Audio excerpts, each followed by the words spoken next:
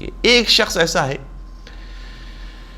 کہ جس کا تعلق فرقہ قدریہ کے ساتھ تھا.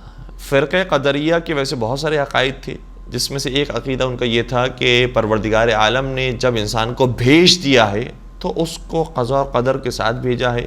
جو پروردگار عالم نے تقدیر لکھ دی ہے اسی تقدیر کے مطابق وہ آگے بڑھے گا. اور اگر کہیں پر کوئی ظلم ہو رہا ہے تو خدا کی مشیت ہے، اگر کہیں پر انصاف ہو رہا ہے تو خدا کی مشیت ہے، اگر کوئی نیکی کر رہا ہے تو خدا کی مشیت ہے، اگر کوئی برائی کر رہا ہے تو خدا کی مشیت ہے. یہ کانسیپٹ بنی امیہ نے بہت زیادہ رائج کرنے کی کوشش کی، اور اس طریقے سے بھی قاتلین امام حسین اور ظالمین اہل بیت کو چھپانے کی کوشش کی اور انہیں پروٹیکشن دینے کی کوشش کی کہ بھائی ان کی کیا غلطی تھی، پروردگار یہی چاہتا تھا ان سے، اس لیے انہوں نے ہی کام کر لیا. پروردگار امام حسین سے یہی چاہتا تھا کہ ان کی قربانی ہو جائے، لہٰذا انہوں نے وہ قربانی پیش کر دی. تو اس میں نہ یزید کا کوئی قصور ہے، نہ امام حسین علیہ السلام کا کوئی کمال ہے. اس طرح سے قدریہ فکر اس زمانے میں رائج کی گئی اور چھٹے سرکار تک اس کے اثرات موجود تھے.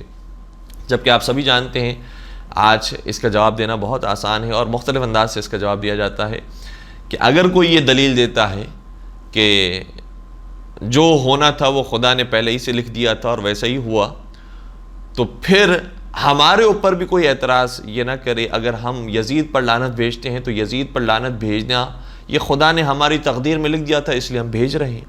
تو کیوں ہمیں روکا جائے اور کیوں کوئی ہم پر یہ الزام لگائے کہ یہ کیوں بعض مسلمان خلیفاؤں کو لعن طعن کرتے ہیں، کیوں یزید کو لعن طعن کرتے ہیں. یہ تو خدا نے تقدیر میں لکھ دیا اس لیے ہم یہ کام کر رہے ہیں.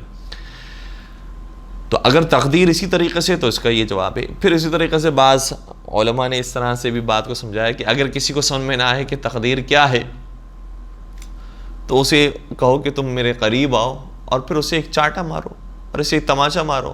اور اگر وہ کہے کہ تم نے مجھے کیوں مارا تو کہا کہ یہ تم سوال کرنے کا حق نہیں رکھتے، یہ میں نے اس لیے مارا ہے کیونکہ خدا نے یہ لکھ دیا تھا کہ میں تمہیں ایک تماچا لگاؤں، اس لیے میں نے تماچا لگا دیا. تو یہ تو پھر ہر ظالم یہی دلیل دے گا، یہ تو ہر غلط کام کرنے والا یہی دلیل دے گا کہ بھائی خدا نے لکھ دیا تھا اس لیے میں نے کام کیا، اس میں میری کیا غلطی ہے. تو قتل و غارت گری عام ہو جائے گی، فحشا عام ہو جائیں گے، ہر طرح کی برائیاں عام ہو جائیں گی اگر اس کانسیپٹ کو مان لیا جائے. خیر امام نے جب قدریہ والے ایک شخص کو سنا تو اس کو بلایا اور اس سے کہا کہ تجھے الحمد یاد ہے، سورہ الحمد آتی ہے پڑھنا؟ تو کہا کیوں نہیں آتی، سورہ الحمد میں پڑھنا جانتا ہوں. امام نے فرمایا پھر سورہ الحمد پڑھو. جب اس نے الحمد پڑھنا شروع کی، بسم اللہ الرحمن الرحیم الحمدللہ رب العالمین الرحمن الرحیم مالک یوم الدین ایاک نعبد و ایاک نستعین.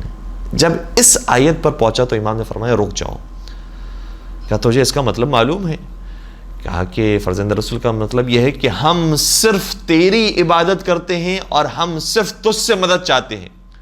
تو کہا مدد کیوں چاہتے ہو خدا سے جب خدا نے پہلے ہی سے تمہاری تقدیر لکھ دی ہے؟ تو پھر خدا سے مدد مانگنے کا مطلب کیا ہے؟ خدا نے تو پہلے سے تقدیر لکھی ہوئی ہے، اس لیے خدا سے مدد مانگنا بیکار ہو جائے گا.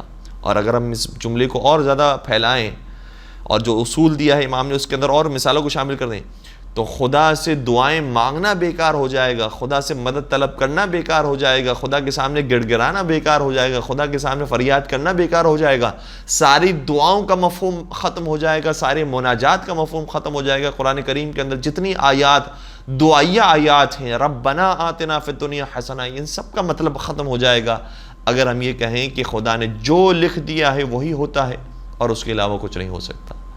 تو خدا نے پھر یہ دعائیہ آیات کیوں رکھی ہے؟ اس کا مطلب یہ ہے کہ کچھ چیزیں ایسی ہیں کہ جو ہمارے مانگنے سے پروردگار ہمیں عطا فرماتا ہے، اور یقیناً یا اس دنیا میں عطا فرماتا ہے یا آخرت میں عطا فرماتا ہے. اس لیے ہم روزانہ یہ کہتے ہیں ایاک نعبد و ایاک نستعین، اے خدا ہم صرف تیری عبادت کرتے ہیں اور ہم صرف تجھ سے مدد چاہتے ہیں. تو ہمیں ہر وقت پروردگار عالم کی مدد کی ضرورت ہے اور پروردگار عالم سے مدد طلب کرتے رہنا چاہیے. تو اس کا مطلب یہ ہوا کہ خدا نے صرف جو تقدیر لکھ دی ہے اس پر انسان نہیں چلتا ہے، بلکہ انسان اپنی تقدیر کو بدل سکتا ہے اور خدا ہی کی مدد سے انسان اپنی تقدیر کو بدلتا ہے. درود پڑھ دیجئے محمد و آل محمد پر.